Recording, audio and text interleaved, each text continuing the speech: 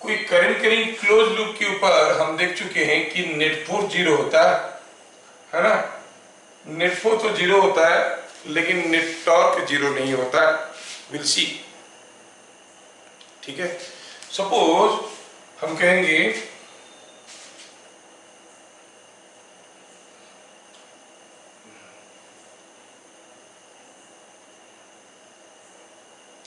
कि suppose here is a close loop, से rectangular close loop.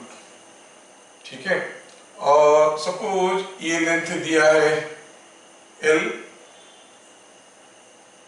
ये लेंथ दिया है D,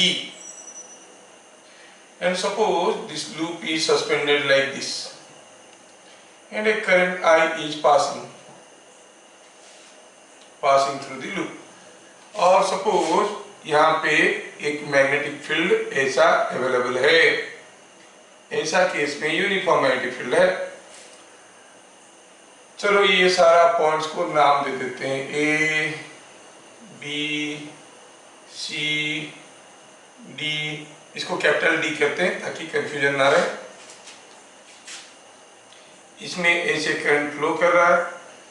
Now let us see what will happen. This is a current carrying closed loop suspended in a uniform magnetic field. अब चलो देखते हैं इसके ऊपर नेट फोर्स क्या है। नेट फोर्स तो जीरो है, हम लोग प्रीवियस क्लास देखे हैं। तो चलो देखते हैं what is the direction of force on each part. If you see the force on part AD, AD के ऊपर फोर्स कैसे रहेगा देखो तो AD के ऊपर D ऐसा है, current is going like this, the force will be in the inward direction. तो AD के ऊपर जो फोर्स आएगा इनवर्ड आएगा। जितना फोर्स आएगा, क्योंकि इसका लेंथ बराबर है लेकिन करंट अपोजिट डायरेक्शन में, तो इसके ऊपर जैसा फोर्स आएगा इसके ऊपर वैसे ही फोर्स आएगा बट अपोजिट डायरेक्शन में आएगा। इसके ऊपर जितना फोर्स आएगा इनवर्ड, इसके ऊपर उतना ही फोर्स आएगा आउटवर्ड। तो नेट फोर्स क्या हो गया? जीरो। ये दोनों का मिला के इसके ऊपर भी कुछ फोर्स आएगा लेकिन ये तो इधर in the direction of magnetic field है। This is in the direction of magnetic field, so this length is in the direction of magnetic field. When a current carrying conductor is kept in a magnetic field with the current element making angle 0 or 180 with the magnetic field, the net force is 0, that you know। तो इसके ऊपर क्या force आएगा? Zero. इसके ऊपर क्या force आएगा? Zero, क्योंकि यहाँ पे करंट ऐसा है, यहाँ पे करंट ऐसा है। यहाँ का करंट एलिमेंट मैग्नेटिक फील्ड के साथ जीरो एंगल कर रहा है, यहाँ का करंट एलिमेंट मैग्नेटिक फील्ड के साथ 180 डिग्री एंगल कर रहा है। इन दोनों के ऊपर जीरो फोर्स आएगा। इसके ऊपर कुछ फोर्स आएगा अंदर की तरफ, इसके ऊपर कुछ फोर्स आएगा बाहर की तरफ। ठीक है, तो ये एक डिराइवेशन है, हम लोग इसको देखेंगे डिटेल्स में। तो लिखते हैं, let us consider the rectangular coil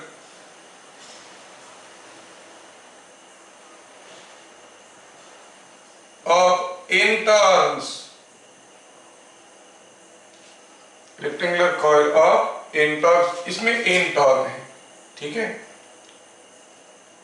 as shown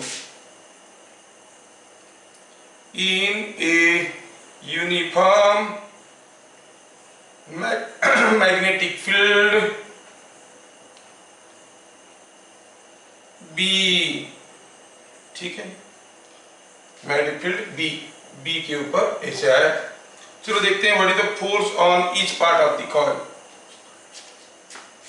force on AB ना AD क्या आएगा? फोर्स ऑन AD,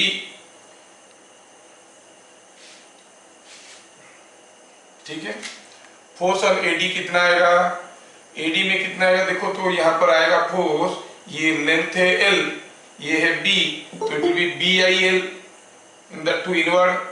बट यहाँ पर कितने तो नंबर ऑफ टर्न्स है? n तो है, n टर्न्स है ना, तो n तो है, हर एक के फोर्स अंदर की तरफ आएगा। तो फोर्स ऑन AD क्या हो जाएगा? और कॉइल ऑफ सिंगल टर्न लिख देते हैं, आपको समझने के लिए आसान होगा। Single turn, single turn as shown in figure. तो इसके ऊपर क्या फोर्स आएगा? BIL, BIL साइन थीटा, आप क्लियरली देख रहे हो। और ये किस डायरेक्शन में है? Inward. The force will be inward, the force will be inward.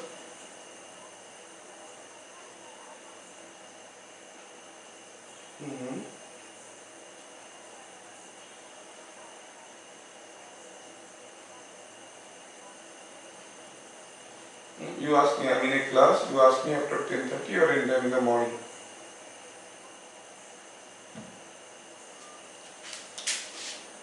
So BIL sin theta and that too inward. Okay. Now, what is theta here? You know, theta is the angle between B and IL. ठीक है, IL ऐसा है, B ऐसा है। Here theta is 90 degree. So force on AD is equal to BIL inward. Force on BC क्या होगा? इसका जो हाल है उसका भी वही हाल है। ठीक है, कितना होगा? BIL बट आउटवर्ड, कोई दो राय नहीं है इसमें। Force on AB and force on CD are 0 because theta is 0 and 180 respectively. पहला केस में 0 है, दूसरा केस में 180 डिग्री। अब ऐसे सब चीज हुआ। सोचो यहां से कोई चीज झूल रहा है, यहां पर कोई एक फोर्स आया इनवर्ड, यहां पर कोई फोर्स आया outward, and now this will try to rotate. When this is trying to rotate, what will happen? Net force is 0, but this is trying to rotate the coil. अब ये coil जो ऐसा position में रखा हुआ था, I'm trying to show you a position. ये coil जो ऐसा पोजीशन में था, इस पोजीशन से ऐसा घूमने की कोशिश करेगा, है ना? ठीक है।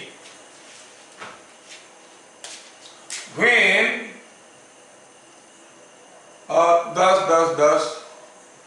10 coil experiences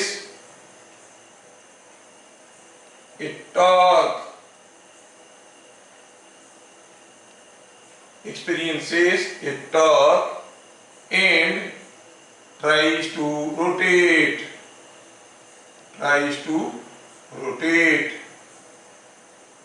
ठीक है, rotate about O, ठीक है। यहां तक कोई डिफिकल्टी नहीं हो रहा होगा। अब after the coil rotates by theta, जब ये कॉइल थीटा घूम गया, या फिर अल्फा कर लो क्योंकि दूसरा थीटा है, कंफ्यूजन करता है, अल्फा। अब क्या होगा सोचो, जब ये कॉइल थीटा घूम चुका है, लेट अस सी टॉप व्यू कैसे दिखेगा? टॉप व्यू देखेंगे तो कॉइल पहले ऊपर से देखो तो यही दिखता था, और ऊपर से देखोगे तो A और D एक जगह आपको दिखेंगे, B और C एक जगह आपको दिखेंगे। ऊपर से आप देख रहे हो, ध्यान करो, इधर से देख रहे हो, B और C की जगह दिखेंगे। अब ये रोटेट कर गया है, इसके ऊपर फोर्स कैसे आ रहा था? इधर को आ रहा था। ऊपर से देख रहे हो तो अंदर वाला फोर्स ऐसे दिखेगा, और ये बाहर वाला फोर्स ऐसे दिखेगा। इसके चलते क्या हुआ? कॉइल अभी घूम गया O में। जब ये O में घूम गया, चलो मानते हैं कि कॉइल ऐसा पोजीशन में आ गया। कितना घूम गया है? अल्फा एंगल घूम गया। अब सोचो तो जब ये कॉइल घूम गया, शुरू में ऐसे था, लुक एट दिस एज, ये शुरू में ऐसे था, घूमने के बाद भी ये एज तो वैसे ही है ना, लेंथ वही है, करंट वही है, वर्टिकल है ना, मतलब पहले जो फोर्स आ रहा था अभी भी वही फोर्स आएगा, पहले जिस डायरेक्शन में आ रहा था अभी भी उसी डायरेक्शन में आएगा। मतलब ये हुआ कि ये जब घूम जाएगा, घूमने के बाद भी इसके ऊपर फोर्स एफ ही आएगा। कौन सा फोर्स? Force on AD. और इसके ऊपर फोर्स ऐसे ही आएगा, क्योंकि ना करंट का डायरेक्शन में कोई बदलाव आया, ना लेंथ में कोई बदलाव आया। कितना आया? ये फोर्स क्या हो गया? Force on BC. ठीक है, तो हम देख रहे हैं कि ये हाल में रहे या ये हाल में रहे, हर एक केस में force is remaining same. So net torque about O is equal to torque is equal to tau. Torque कैसे निकालते हैं आपको मालूम है? कैसे निकालते हैं? Force into perpendicular distance of line of action of force from the axis of rotation. ये लेंथ कितना था? ये लेंथ पूरा लेंथ था d, ये पूरा लेंथ था d, तो ये लेंथ कितना था? d/2। ये लेंथ, ये भी d/2। तो इस केस में ये जो फोर्स है ये अबाउट पॉइंट O कॉइल को ऐसे घुमाने की कोशिश करेगा, ये फोर्स भी ऐसे ही घुमाने की कोशिश करेगा। मतलब दोनों टॉर्क सेम डायरेक्शन में, दोनों मिलकर इसको क्लॉकवाइज घुमाने की कोशिश करते हैं। तो क्या कहेंगे? It is FAD into this distance. ये d/2 है, तो ये कितना है? d/2 sin cos alpha, d/2 cos alpha. किसके लिए हुआ? FAD के लिए। FAD जिस डायरेक्शन में है, FBC भी तो ऐसे ही घुमाने की कोशिश कर रहा है। इसके लिए क्या टर्म बनेगा? जैसे इसके लिए d/2 cos थीटा हुआ, सिमिलरली इसके लिए भी तो, ये भी तो लेंथ d/2 है ना, तो ये लेंथ कितना हो जाएगा? ये भी हो जाएगा d/2 cos theta. So it comes out to be FBC d/2 cos alpha. अब FAD FBC दोनों बराबर है, कितना है? BIL। तो हम कहेंगे it is twice of BIL, twice क्योंकि दोनों बराबर डायरेक्शन में, twice of BIL into d/2 cos alpha. ये 2 को कैंसिल कर गया, क्या मिला? BIL d cos alpha. तो ये आया net torque experienced by the close loop in the uniform magnetic field.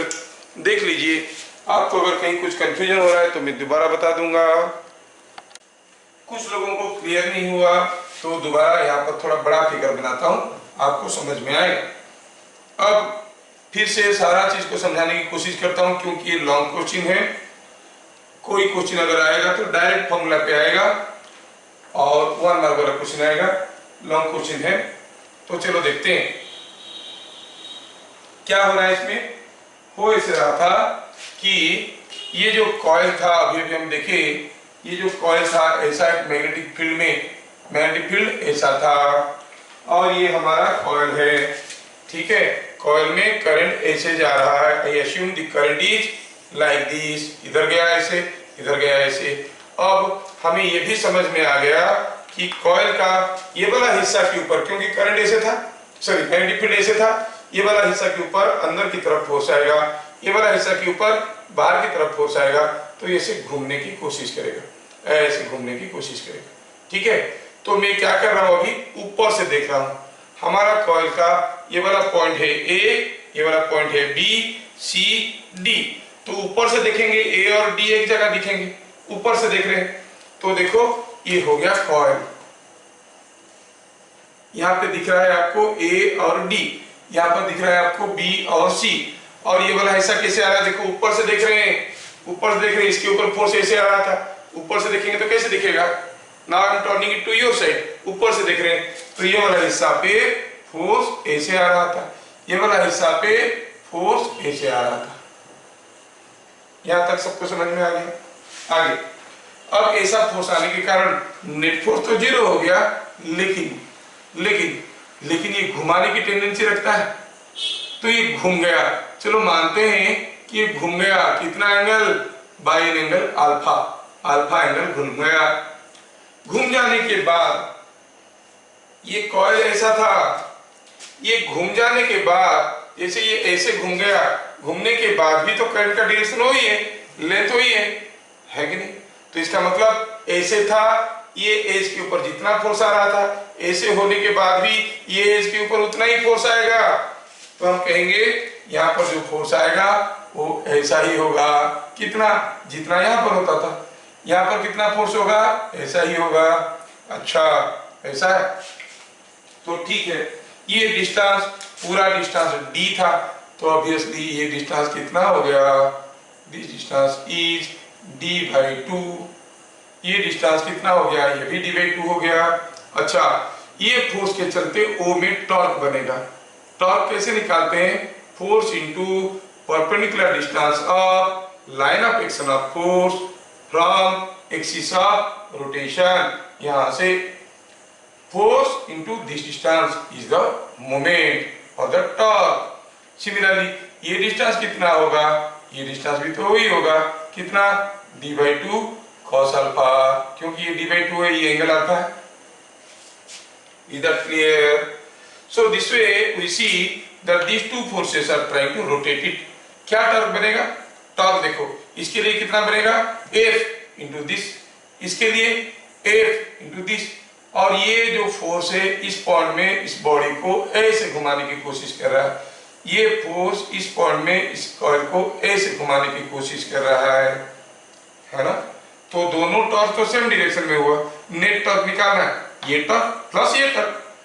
ये टॉर्क कितना हो गया, F into this d/2 cos alpha, ये F into d/2 cos alpha, दोनों बराबर है। यहाँ पर हम लोग देख चुके हैं, ये फोर्स दोनों का मैग्नीट्यूड बराबर है, तो दोनों को जोड़ेंगे तो क्या हो जाएगा, ये F के जगह क्या लिखेंगे, BIL, तो BIL d/2 cos अल्फा, इसके लिए भी वही, इसलिए 2 मल्टीप्लाई कर दिया, तो 2 को कैंसिल कर दिया, मिला BILD cos alpha, BILD cos alpha, है ना। 10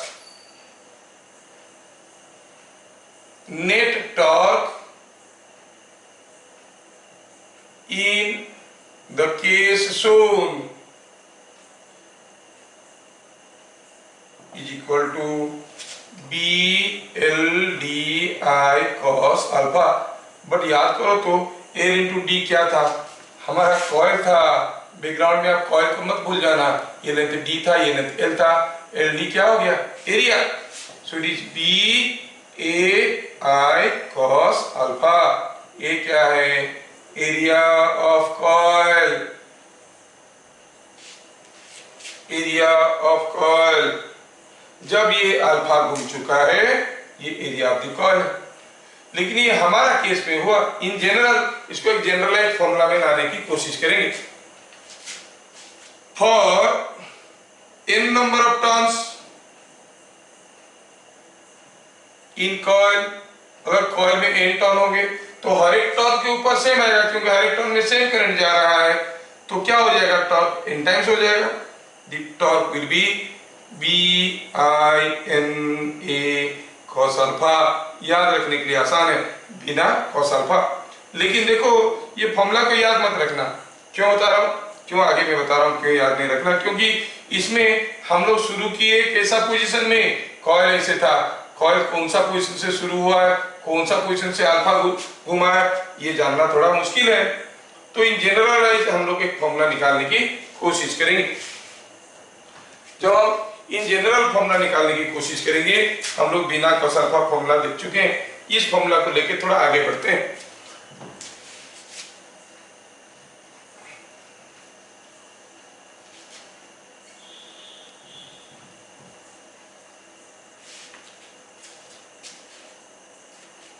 अब थोड़ा सोचना है, आप जानते हो कि एरिया ये वेक्टर, एरिया का अपना डायरेक्शन होता है। हमारा मैग्नेटिक फील्ड ए से था, ध्यान से देखना, मैग्नेटिक फील्ड ए से था, और जो एरिया वेक्टर है उसका डायरेक्शन कैसे था, ऐसे था, है ना, ये डायरेक्शन ऐसे था, नॉर्मल टू द एरिया, मेरा मैग्नेटिक फील्ड ऐसे था। शुरू हुआ कैसे, शुरू हुआ from a position when the direction of area was perpendicular to B और plane of the coil was parallel to B. जब ये थीटा घूम चुका है, चलो ऐसे घुमा या ऐसे घुमा, मैग्नेटिक फील्ड का डायरेक्शन उल्टा कर देते हैं। जब ये थीटा घूम चुका है, क्या बता सकते हो what is the angle between B and area? पहले 90 डिग्री था, अब ये क्या हो गया, बढ़िया अल्फा घूम गया। जैसे ये अल्फा घूमेगा, अगर ये कॉइल अल्फा घूमेगा तो ये भी तो अल्फा घूम जाएगा, तो एंगल कितना हो गया 90 प्लस अल्फा, है कि नहीं? और अगर मैग्नेटिक फील्ड उल्टा था तो उल्टा घूम जाएगा 90 माइनस अल्फा, क्योंकि यहाँ पर जो हम आर्बिट्रेरली लिए थे डायरेक्शन ऑफ मैग्नेटिक फील्ड और direction of position of the coil, अपने मन से शुरू कर लिए कि मैग्नेटिक फील्ड ऐसा है, कॉइल ऐसा है, यहाँ से अल्फा घुमा। अरे कॉइल कैसे भी हो सकता है, कॉइल कैसे भी हो सकता है। तो हम क्या कहेंगे इसमें, सोचो तो, if angle between B and area of coil is theta, then आपका अल्फा क्या है, अल्फा क्या था, कॉइल कितना घुमा है, देन थीटा को क्या कहोगे आप 90 माइनस अल्फा और प्लस अल्फा, कुछ भी कहो, 90 माइनस अल्फा कहो या cos अल्फा, 90 प्लस अल्फा कहो, कुछ भी कहो, फर्क नहीं पड़ता, कैसे रोटेट करा है उसके ऊपर depending on the magnetic field. तो अगर हम अल्फा को इन टर्म्स ऑफ थीटा करने की कोशिश करेंगे, अल्फा की जगह क्या लिखेंगे, अल्फा की जगह लिख देंगे 90 प्लस थीटा, ठीक है। जैसे हमारा जो केस था, हमारा केस में देखो, ये केस कॉइल ऐसे था शुरू में, ये था मैग्नेटिक एरिया का डायरेक्शन, ये था मैग्नेटिक फील्ड, हमारा कॉइल ऐसे घुमा था, ऐसे घुमा था, तो एंगल क्या हो जाएगा बताओ तो, एरिया का डायरेक्शन ऐसे हो गया, मैग्नेटिक फील्ड भी ऐसा है, मैग्नेटिक फील्ड ऐसा है, एरिया ऐसा है, ये पहले 90 डिग्री था और अल्फा घूम गया है, अब एंगल क्या हो गया दोनों के बीच में, ये एंगल कितना हो गया 90 प्लस अल्फा। तो हमारा एक केस को लेते हैं, let us write it is coming out to be 90 plus alpha. जैसे आप प्लस लिखो माइनस लिखो कोई फर्क नहीं पड़ता है, योर डेरिवेशन शुड कम। तो अल्फा क्या हो गया, अल्फा इज थीटा माइनस 90, है थीटा माइनस 90 और 90 माइनस थीटा कुछ भी लिख सकते हैं। तो देन टॉर्क क्या हो गया, torque is coming out to be BINA cos theta minus 90। अब cos theta minus 90 you know is same as BINA cos 90 minus theta, and what is that, BINA sine theta. क्यों, क्योंकि आप जानते हो cos theta is equal to cos minus theta, ये value सबको मालूम है ना। तो ये बन गया बिना साइन थीटा। तो इसमें अभी याद रखने के लिए आसान हो गया। तो कंक्लूजन क्या मिला, फैक्ट्स क्या मिला इसमें से, फैक्ट्स मिला ये कि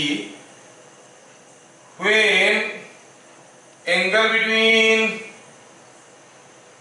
area of coil and magnetic field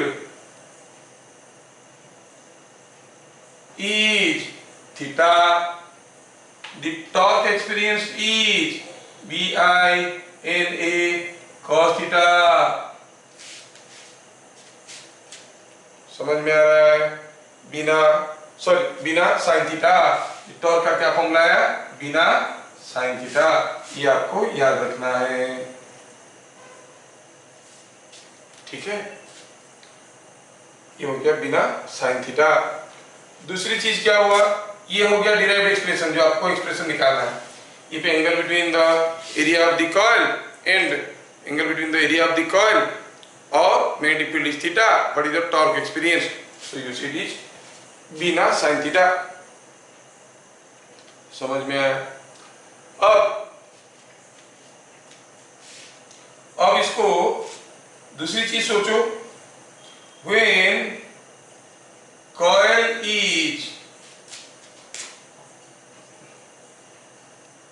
is perpendicular when plane of the coil, when plane of coil is parallel to B,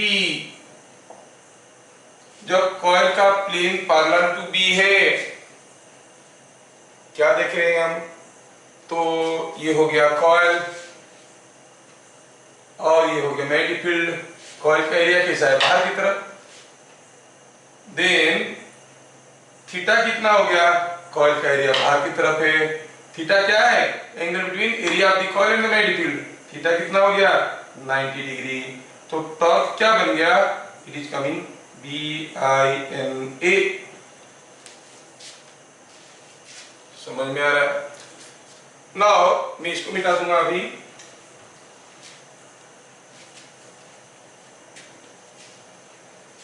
photo लेने वाले ले सकते हैं फटाफट। ठीक है। फैक्ट, नेक्स्ट फैक्ट में लिखेंगे when plane of coil is, पहले क्या लिए थे? Parallel, perpendicular to B। plane of the coil is perpendicular to B। दो केस हो सकता है। B ऐसे था, कॉइल का प्लेन B को परपेंडिकुलर है, मतलब उसका एरिया इस डायरेक्शन में भी हो सकता है, इस डायरेक्शन में भी हो सकता है। मतलब थीटा क्या होगा? 0 या फिर 180 डिग्री, है ना? डिपेंड करता है कैसा पोजीशन में कॉइल है। सो आप क्या कहोगे? When plane of coil is perpendicular to B, then theta is 0 और 180 डिग्री, 0 और 180 डिग्री। तो आप क्या कहोगे? सो टॉर्क कितना हो जाएगा? बी ना साइन थीटा, मतलब 0। सो कॉइल अगर इक्विलिब्रियम में रहेगा तो कहां पे रहेगा? जब उसके ऊपर नेट फोर्स 0 है और नेट टॉर्क भी 0 है। नेट फोर्स तो हरदम 0 है, because it is a current carrying close loop. On a current carrying close loop in a uniform magnetic field, net force तो हरदम 0 है। तो यहां पर लिख रहे हैं कि नेट टॉर्क 0 हो रहा है।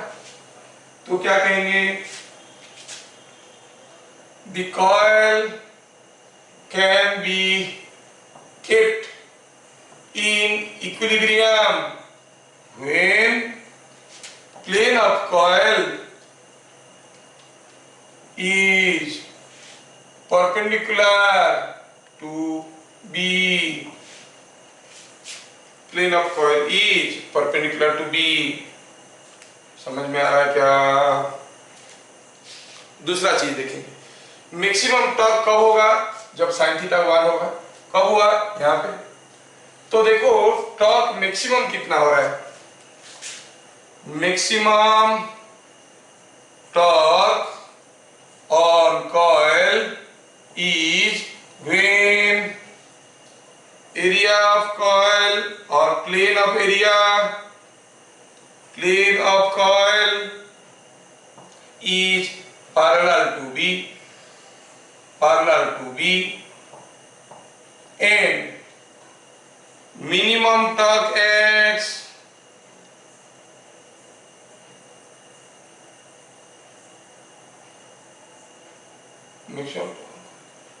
minimum torque X on the coil when plane of coil is perpendicular to B। ठीक, ये चीज भी समझ में आया। मैं ये सब चीजें क्यों लिखवा रहा हूं? 1 मार्क क्वेश्चन के लिए। और एक दूसरी चीज नोटिस करते हैं, जब हमारा कॉइल ऐसा था, मैग्नेटिक फील्ड ऐसा था, what was the flux passing through the coil? उसके अंदर से कोई फ्लक्स नहीं, सारा तो ऐसे जा रहा था। जब वो ऐसा था, मैक्सिमम फ्लक्स इज गोइंग, मतलब जब मिनिमम फ्लक्स जाएगा टॉर्क विल बी मैक्सिमम, जब मैक्सिमम फ्लक्स जाएगा टॉर्क विल बी मिनिमम। वो चीज हमें नोट करना है। When maximum flux passes through coil,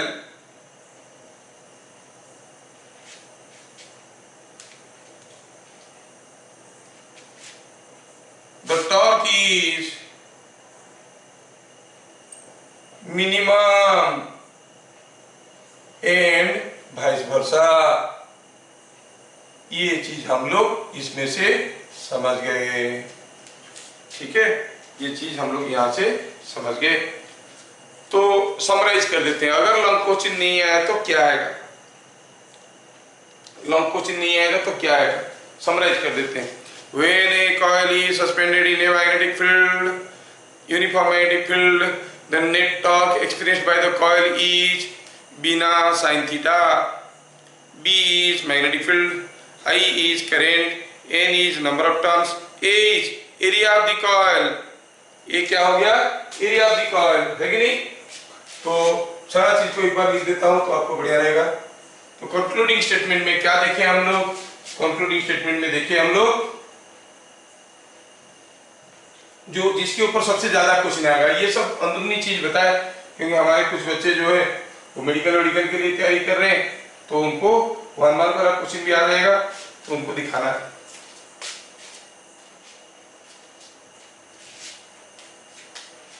हमारा एक लड़का प्रियांशु करके था, उसका कहीं कहीं से मार्क कट गया, उसको मिला है 603। एनीवे उसका 603 में तो हो जाएगा अच्छा कॉलेज में, but he is now interested for NIT. मेरे को बहुत अच्छा कॉलेज नहीं मिलेगा तो सर स्टेट लेवल में नहीं करूंगा। उसको जेईई में भी आ गया है, जेईई में 98.4 आ गया है, उसको एनआईटी में हो रहा है, तो they are taking their change. तो कंक्लूडिंग स्टेटमेंट क्या हुआ, when a coil is suspended in a uniform magnetic field, suspended in a uniform magnetic field, net force 0, net torque is equal to BI sin theta। ध्यान रहे इसमें theta क्या था, ये भूलना मत। B is uniform field, I क्या बताना इसके बारे में, सबको मालूम है, I एम करंट, है ना। N number of turns, A area of coil, theta angle between B vector and area vector, B vector and area vector बीच में एंगल है थीटा। तो ये सारा चीज अभी हम लोग देख लिए। ये चीज क्यों हमारे जरूरत में आया, why we use this, हम लोग इसको क्या करते हैं, we are using it in case of a measuring instrument called galvanometer। Galvanometer में क्या होता है मैं समझा देता हूं, फिर वही बोल दूंगा।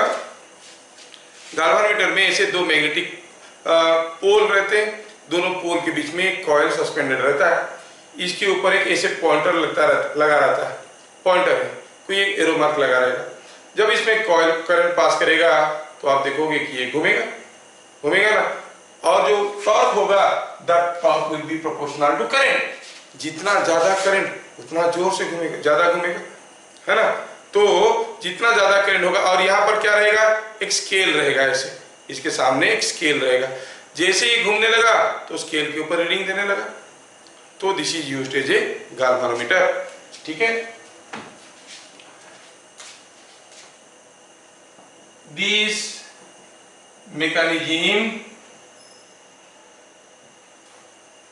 is used in a galvanometer।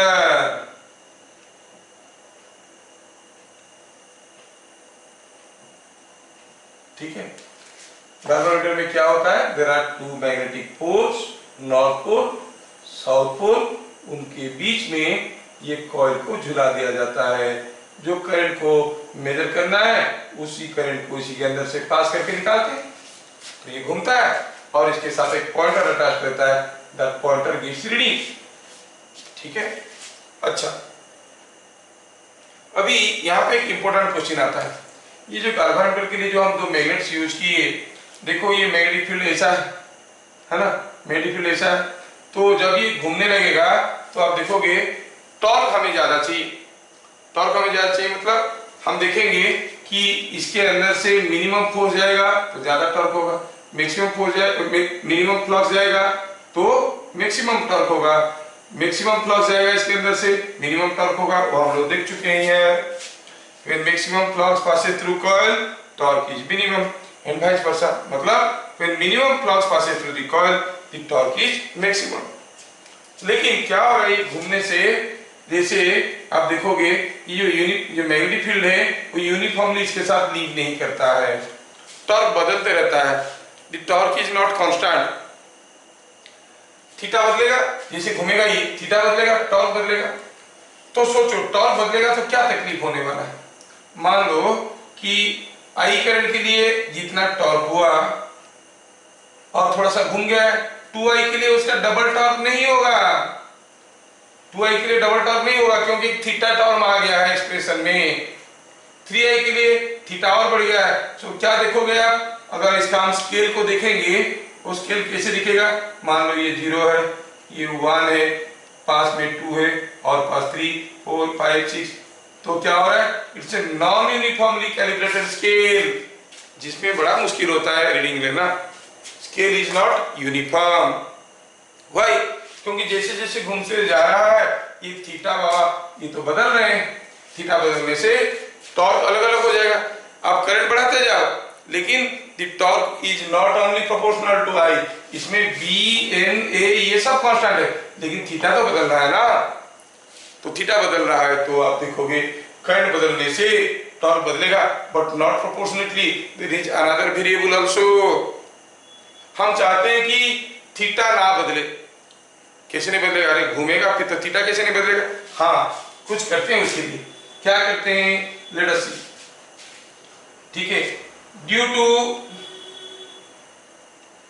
The term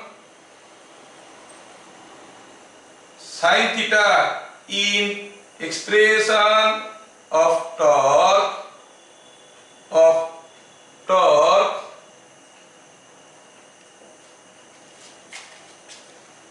क्या होगा,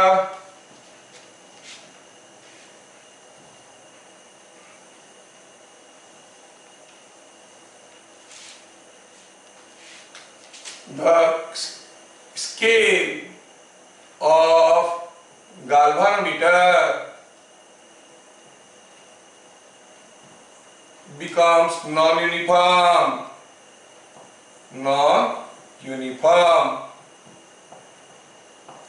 ठीक है। To avoid this we use annular magnetic field or annular magnetic poles,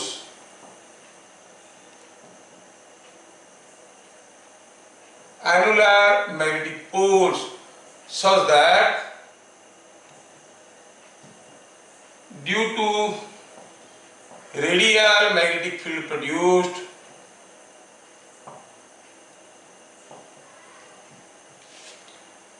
same amount of flux links with coil in every position.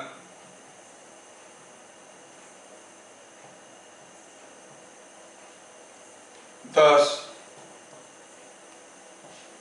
torque is proportional to I। पहले क्या था, ठीक है, क्या हुआ था यहाँ पर, torque was proportional to I sin theta, torque is proportional to I and uniform scale is produced।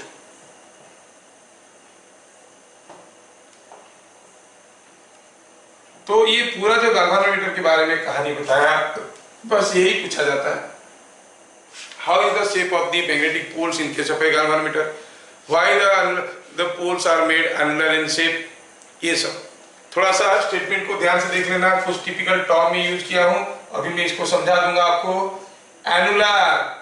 दूसरा टर्म क्या है? दूसरा टर्म क्या है? रेडियल। ये दोनों वर्ड को याद रखना। क्या है ये? मैं समझाता हूं। ये जो पोल है ना, दोनों पोल, ये सीधे सीधे नहीं रहते हैं। अगर इसको ऊपर से देखोगे तो दिखेगा कि एक पोल ऐसा है, ये है नॉर्थ पोल, दूसरा पोल ऐसा है, ये है साउथ पोल।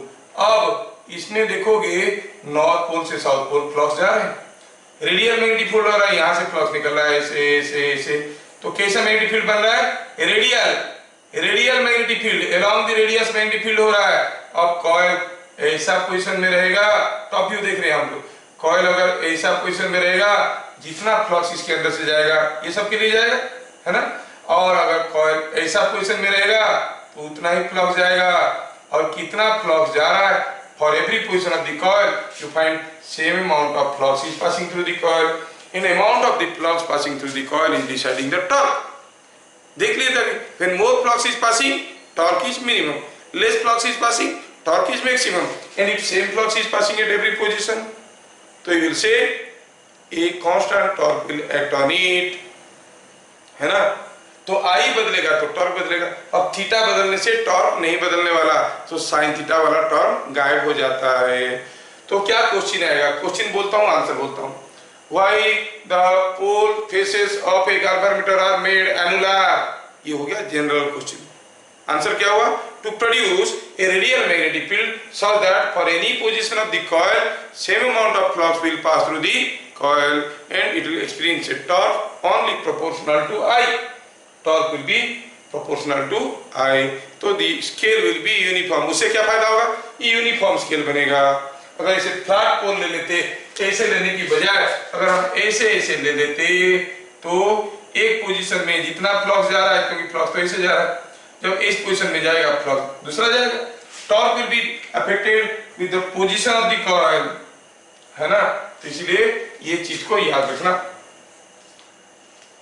तो जब भी आता है गाल्वान, ये जब भी आता है to derive an expression for the torque on a current carrying close loop in a uniform magnetic field, साथ साथ इसको थोड़ा जोड़ देता है। या फिर मेजर टाइम, ये जितने बार टॉर्क निकालने के लिए आया उसे काफी ज्यादा बार ये क्वेश्चन पूछा गया है। Why the shape of the pole face of a galvanometer are made radial, why to sorry made annular, why to produce radial magnetic field, why that way for any position of the coil same flux will go. तो फायदा क्या है? It will experience a constant torque. उससे फायदा क्या होगा? The with position of coil the torque is not going to change, so sin theta term will vanish and the uniform scale is produced. Scale जो होगा वो कैसे होगा?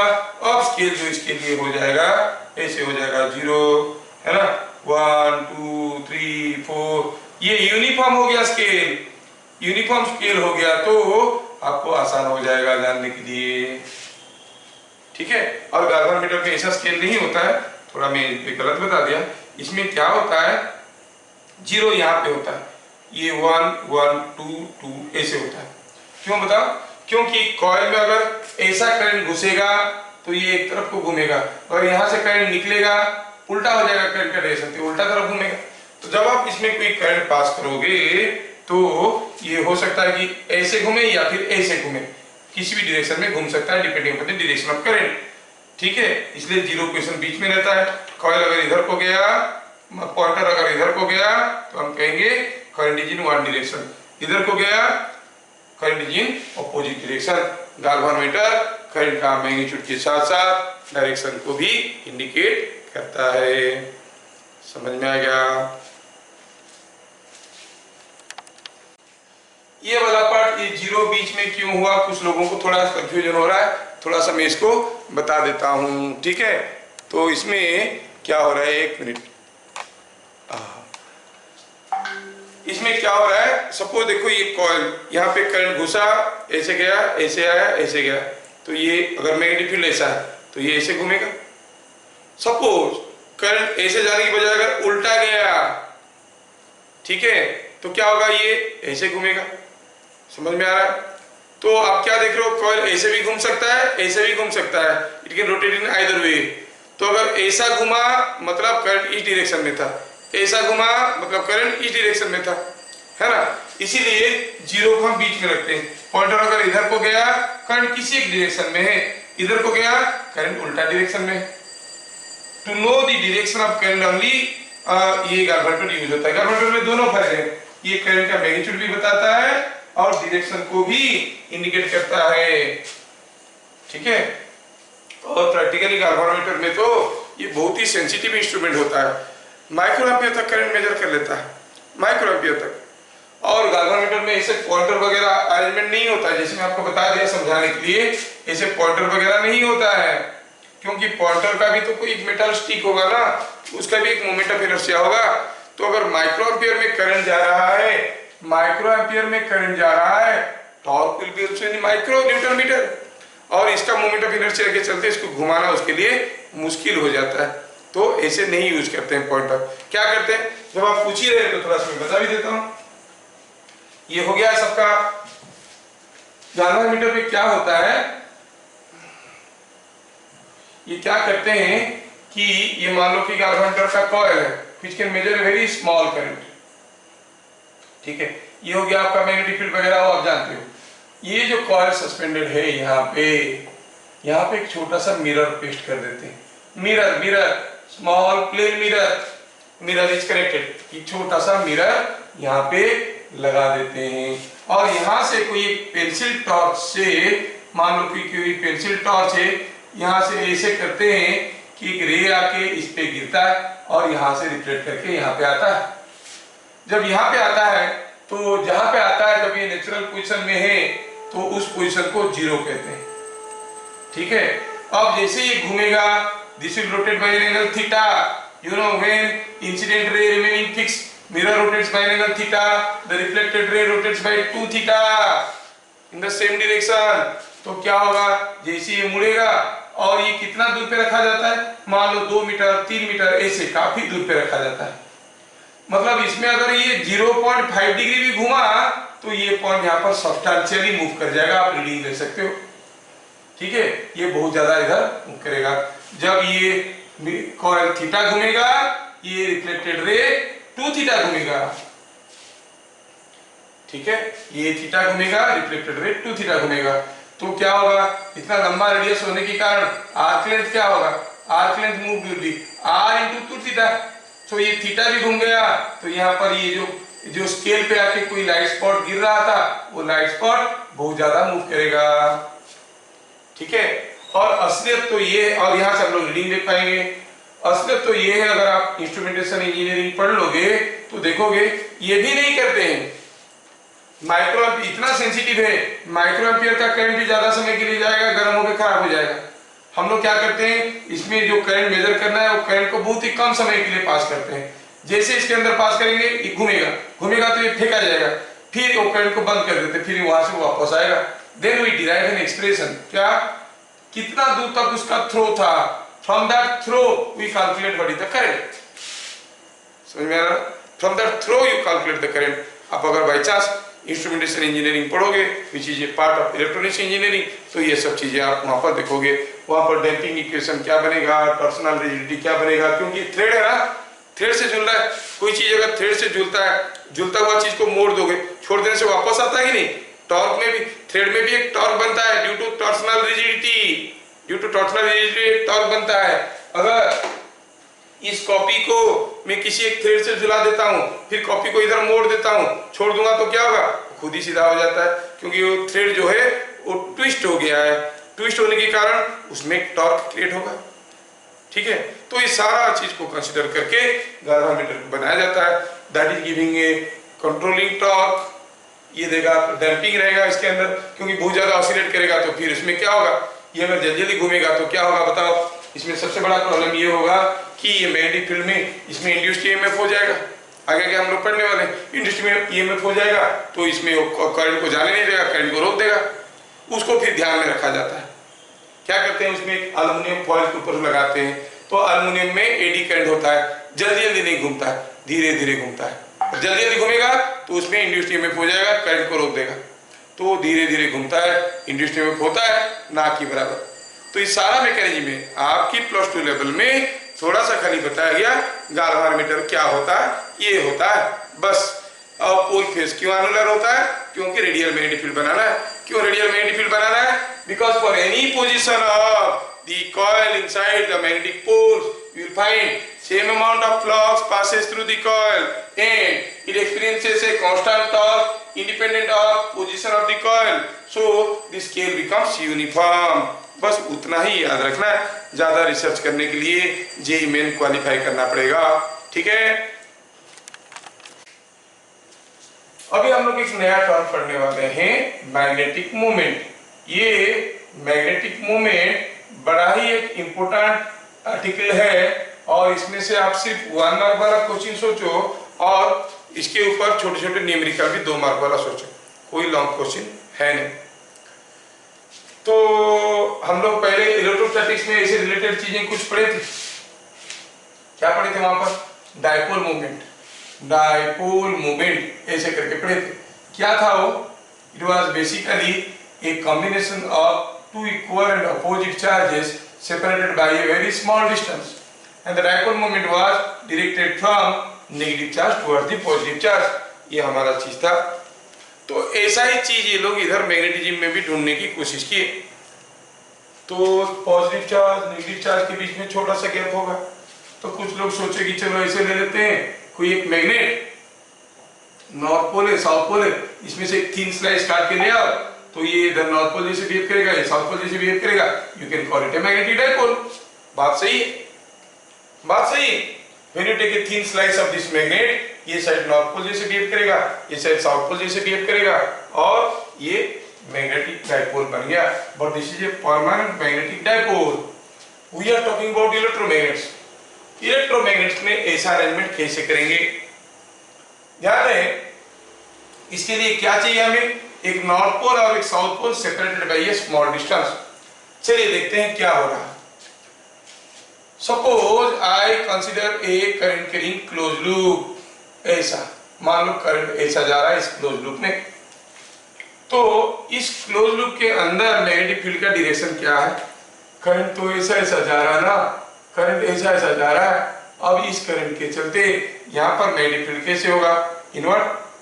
तो ये जो लूप है, इधर फ्लक्स घुस रहा है, दूसरी तरफ फ्लक्स निकल रहा है, और हम जानते हैं फ्लक्स निकलता है नॉर्थ पोल से, घुसता है साउथ पोल पे। मतलब जहां पे फ्लक्स घुस रहा है वो फेस साउथ पोल जैसे बिहेव करेगा,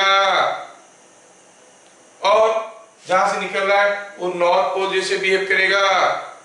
कौन सा फेस साउथ पोल जैसे बिहेव करेगा? जो फेस में करंट क्लॉकवाइज है वो साउथ पोल जैसे बिहेव करेगा। अगर यही करंट को आप दूसरी तरफ से देखोगे आपको एंटी क्लॉकवाइज दिखेगा, तो वो फेस नॉर्थ पोल जैसे बिहेव करेगा। तो क्या कंक्लूजन मिला? Any current carrying close loop will behave as a magnetic dipole. The face of the closed loop carrying a clockwise current will behave as a south pole. The face of the closed loop carrying a anti-clockwise current will behave as north pole. इतना conclusion तो समझ में आ गया। चलो पहले इसको लिखते हैं। क्या लिखेंगे? Point number 1, any current carrying closed loop behaves is a magnetic dipole। ठीक है, सही है। The face of loop carrying clockwise current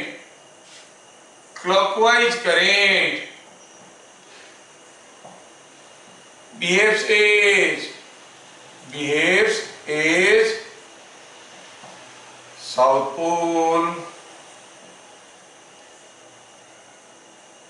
The face carrying anti-clockwise current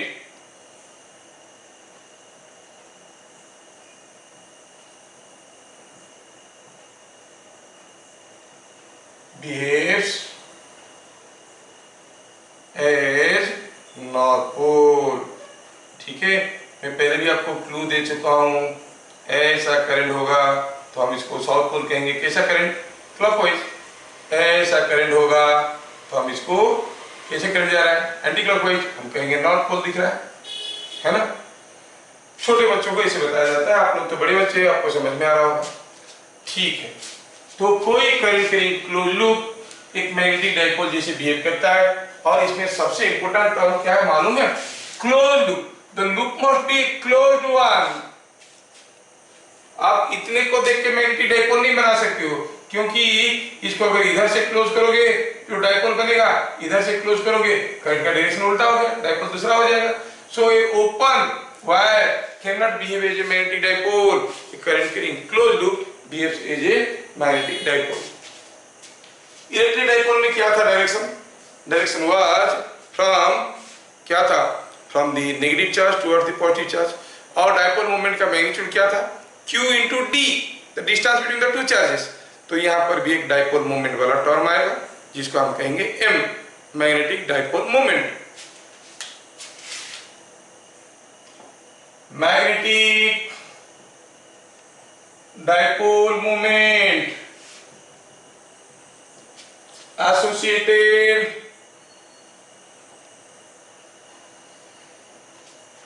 with a dipole नहीं लिखते हैं, मैग्नेटिक मोमेंट लिखते हैं। क्यों? क्योंकि मैग्नेट तो हरदम डाइपोल ही होते हैं ना, मोनोपोल होते नहीं है, तो इसलिए डाइपोल नहीं लिखते। लिखोगे तो गलत नहीं होगा। Magnetic dipole moment associated with A close loop is given by A vector m। Magnitude of m क्या है? It is I into A is area of loop. ठीक है, डायरेक्शन ऑफ m,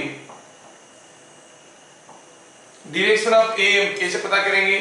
जैसे अभी अभी देख रहे थे, ये था क्लोज लूप जिसमें करंट जा रहा है, ये फेस आपको क्लॉकवाइज करंट ले रहा है, तो ये साउथ पोल जैसे बिहेव करेगा, पीछे वाला फेस नॉर्थ पोल जैसे बिहेव करेगा। तो डायरेक्शन क्या होगा?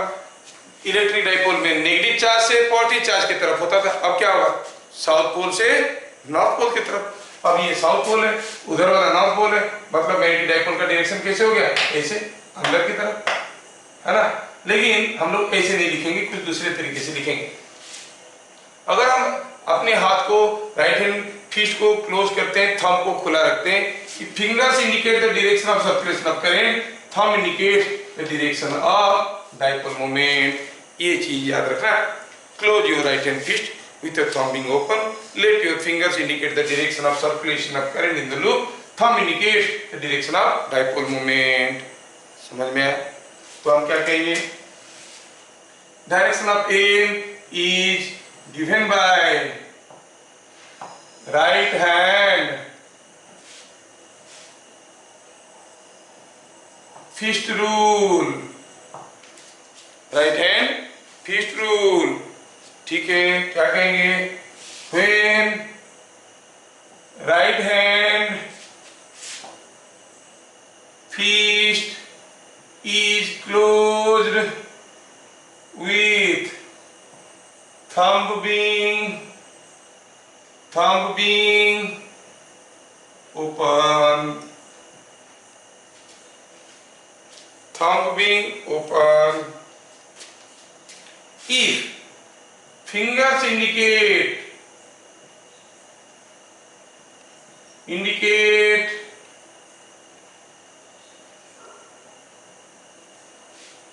direction of current in loop, then thumb gives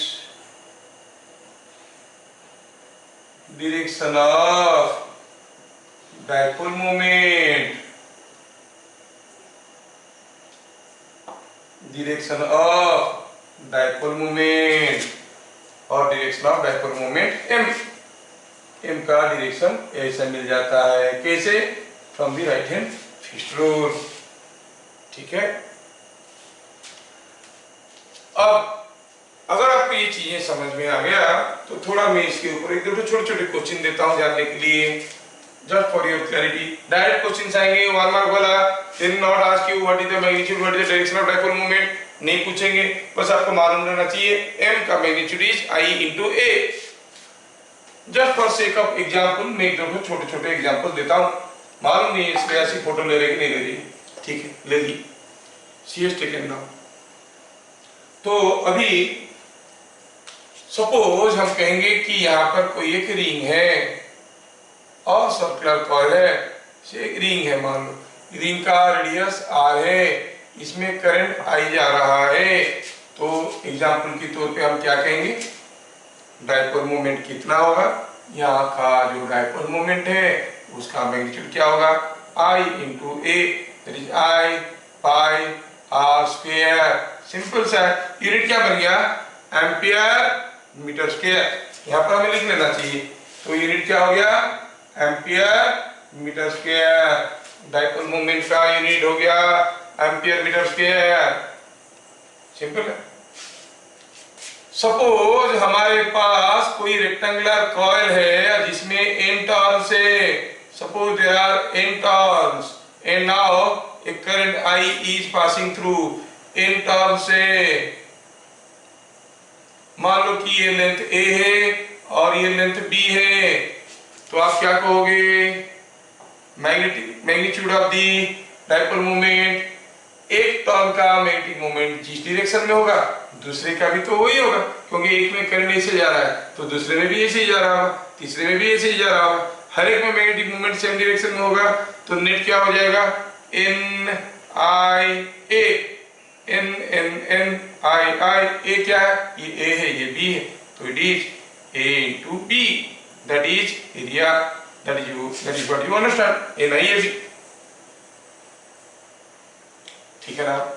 तो कोई भी एक कॉइल के लिए अगर हमें मैग्नेटिक मोमेंट निकालना है तो हम ऐसे कुछ निकाल सकते हैं, ठीक है।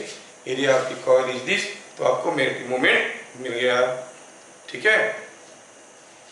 अभी ये मैग्नेटिक मोमेंट के बारे में पढ़ने के बाद हम लोग देखेंगे इसको थोड़ा, अगर कंपेयर करेंगे हमारा इलेक्ट्रिक डाइपोल के साथ ना, तो आपको बहुत सारे फॉर्मूले मिल जाएंगे जो स्कूल वाले ज्यादा नहीं पूछते हैं, लेकिन मैं लिख देता हूँ मैं, क्योंकि रिसेंट पास्ट में किसी एक बोर्ड में आया था एक क्वेश्चन 1 मार्क वाला, तो हमें फॉर्मूला देखना है, आपको एकदम डिफिकल्ट नहीं होगा। एनालॉगस टू इलेक्ट्रिक डाइपोल आपको याद रखना पड़ेगा, उसके लिए मैं अभी ये सारा चीज मिटा दूंगा, ठीक है।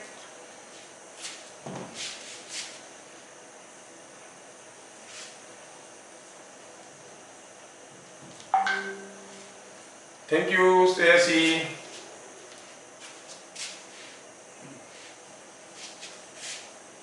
ये जो चीज अभी हम लोग देखे, थोड़ा इसको एनालॉगसली याद रखोगे, डबल फायदा।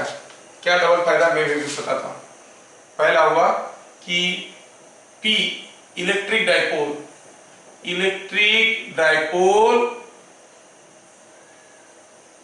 In uniform E electric field, magnetic dipole in uniform B। हाँ, एक एक करके लिखते हैं। यहां पर आपका डाइपोल मोमेंट क्या था, it was of magnitude Q into D, distance between them. यहाँ पर मैग्नेटिक मोमेंट क्या हो गया, I will write n I a, n is number of turns, ठीक है। कंपेयर करके लिखने से आपको बहुत जल्दी चीजें याद रहेंगे। पॉइंट नंबर 1 हो गया।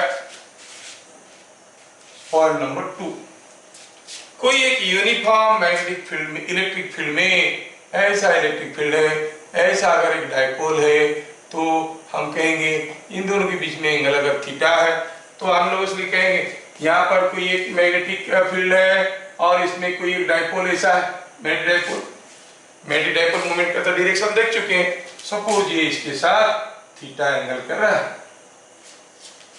तो इस केस में नेट फोर्स क्या होता था, 0, और मैग्नेटिक डाइपोल क्या है, इट्स ए क्लोज लूप। सो इस केस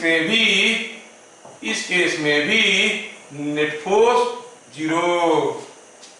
ठीक है, इस केस में टॉर्क क्या आता था, भूल गए होगे, मैं बता देता हूं, P क्रॉस E, मतलब टॉर्क का मैग्नीट्यूड होता था P E साइन थीटा। इस केस में आपका जो टॉर्क होगा, कोई क्लोज लूप मैग्नेटिक फील्ड में सस्पेंडेड है, तो टॉर्क बनेगा M क्रॉस B, मतलब टॉर्क का मैग्नीट्यूड क्या होगा, अभी अभी तो देखे थे B M साइन थीटा। अरे अभी अभी देखे थे, M के जगह नहीं ये ले लो ना, बिना साइन थीटा तो देख रहे थे। अगर हम M के जगह नहीं ले लेंगे, हम जो टॉर्क का एक्सप्रेशन निकाले थे वो क्या था, बिना साइन थीटा। तो आपको ये सब फॉर्मूला बहुत ही इंपॉर्टेंट है, रखना बड़े बड़े इंपॉर्टेंट है ये, दिस इज वेरी इंपॉर्टेंट। अच्छा, इक्विलिब्रियम में क्या रहता है, for equilibrium theta must be 0 और pi. Here also for equilibrium theta is 0 और पाई, मतलब when M and B are in the same direction or in opposite direction, they remain in, the coil remain in equilibrium. M and B are in same direction, मतलब M कैसे हुआ था, perpendicular to the plane of the coil, है ना, ये था coil, M का direction क्या था, perpendicular to the plane of the coil. So when M and B are in same direction, are you able to imagine? M and B same direction में कब होगा, ये है कॉइल, इसका M का डायरेक्शन कैसा है, perpendicular to the coil, B भी ऐसा है, मतलब maximum flux is passing through this, so minimum torque, zero torque and it will be in equilibrium. समझ में आया क्या, तो हम क्या कहेंगे, so when M and B are in same direction, you say torque is 0, they are in opposite direction, torque is 0। Number 5 में क्या था, ये इसमें ये देखे थे, theta is equal to 0 was for theta is equal to 0, it is stable equilibrium. Here also theta is equal to 0 implies stable equilibrium. Theta 180 means unstable equilibrium. Theta 180 is unstable equilibrium. ठीक है ना। यहां पर और एक चीज देखे थे हम लोग, work done in rotating a dipole by theta from equilibrium is equal to, आपको याद होगा, it was E P into 1 minus cos theta. ये क्वेश्चन में एक बार नोटिस किया था, इसलिए मैं लिखने की इंपोर्टेंस सोचा, किसी के एंट्रेंस में या बोर्ड एग्जाम में what is the work done in rotating the coil bye angle theta from its equilibrium position, क्या कहेंगे, work done in rotating the dipole bye angle theta from equilibrium position is equal to, कितना work होता था, याद होगा आपको, यहाँ पर था E P into 1 minus cos theta, यहाँ पर हो जाएगा B M into 1 minus cos theta, बस E के जगह B, P के जगह M। और तो जो नहीं है आपका, इसलिए मैं अवॉइड कर रहा हूँ, ये डाइपोल के लिए कहां पर इलेक्ट्रिक फील्ड क्या होता था, just for sake of example, end position में क्या होता था, P by 2 pi epsilon r cube, है ना, उसके लिए क्या होगा एंड पोजीशन में, P के जगह M बाय 2 पाई r क्यूब, हम बताए थे 1 बाय एप्सिलॉन की जगह म्यू हो जाता है, म्यू M बाय 2 पाई r क्यूब। इलेक्ट्रिक फील्ड का कोई भी एक्सप्रेशन को मैग्नेटिक फील्ड में कन्वर्ट करने के लिए you must see 1 by epsilon is replaced by mu. Broad side on position में इसमें क्या था, P by 4 pi epsilon r cube, इसका भी ब्रॉड साइड ऑन पोजीशन में क्या हो जाएगा, it will be mu M by 4 pi r cube. Formula are the same but not required for your board. ठीक है, तो आपको ये चीजें समझ में आया कि मैग्नेटिक डाइपोल का रिलेटेड फॉर्मूला सब क्या क्या है। अगर इलेक्ट्रिक डाइपोल की रिलेटेड फॉर्मूला आपको मालूम है तो मैग्नेटिक डाइपोल का रिलेटेड फॉर्मूला भी आप लिख सकते हो। ठीक है, तो इसमें आपको सारा फॉर्मूला में बता दिया मैग्नेटिक डाइपोल का। और ठीक है, ये सबसे ज्यादा बार आता है, what is the torque experienced bye A coil of magnetic moment m in a uniform magnetic field. तो क्या कहोगे, m क्रॉस b। जैसे ये आता है p क्रॉस c, ये m क्रॉस b। और इसका डेरिवेशन हम लोग देखिए, लंबा डेरिवेशन आज की क्लास में देखें, बिना साइन थीटा, है ना। तो बिना साइन थीटा में INA क्या है, INA is nothing but the magnetic moment BM sine theta था। ठीक है, just for the sake of comparison, अब देखिए, electric dipole in uniform electric field, magnetic dipole in uniform magnetic field. Electric dipole की case में magnitude क्या था dipole moment का, Q into D. Magnetic dipole की केस में क्या था मैग्नीट्यूड मैग्नेटिक डाइपोल मोमेंट का, I into A for a single turn, if there are n turns it is NIA। कोई इलेक्ट्रिक डाइपोल जब कोई यूनिफॉर्म इलेक्ट्रिक फील्ड में था, नेट फोर्स 0 था। जब मैग्नेटिक डाइपोल मींस ए क्लोज लूप, कोई uniform magnetic field में था तो नेट फोर्स इसमें भी 0 था। इन case of electric dipole the torque was P cross E, that is PE sin theta. Here in case of magnetic dipole the torque is M cross B, that is BM sin theta. अगर आप M के जगह NIA लिख देते हो तो हमारा वही पुराना वाला एक्सप्रेशन आ रहा है BINA sin थीटा, जिसको हम लोग डिराइव कर चुके हैं। सिमिलरली ये इक्विलिब्रियम में कब रहेगा इलेक्ट्रिक डाइपोल, नेट फोर्स तो 0 है, नेट टॉर्क 0 होने से इक्विलिब्रियम में रहेगा। नेट टॉर्क में 0 होने के लिए क्या चाहिए, angle between P and E must be either 0 और pi. Theta is equal to 0 refers to stable equilibrium, theta is equal to pi refers to unstable equilibrium. इधर भी बात वही है, कोई करंट कैरिंग क्लोज लूप किसी एक मैग्नेटिक फील्ड में इक्विलिब्रियम में रहेगा। कब रहेगा, when net torque is 0 means theta is 0 and pi. Theta is equal to 0 stable equilibrium, theta is equal to pi unstable equilibrium. तो आप क्लियरली देख रहे हो, कोई करंट कैरिंग क्लोज लूप को जब हम किसी एक मैग्नेटिक फील्ड में झुला देंगे यूनिफॉर्म मैग्नेटिक फील्ड में, तो वो इक्विलिब्रियम में आएगा। कैसा पोजीशन में, with theta is equal to 0। Theta क्या है, angle between B and M। M क्या है, M is a vector perpendicular to plane of the loop, मतलब B is perpendicular to the plane of the loop. B and M are in the same direction.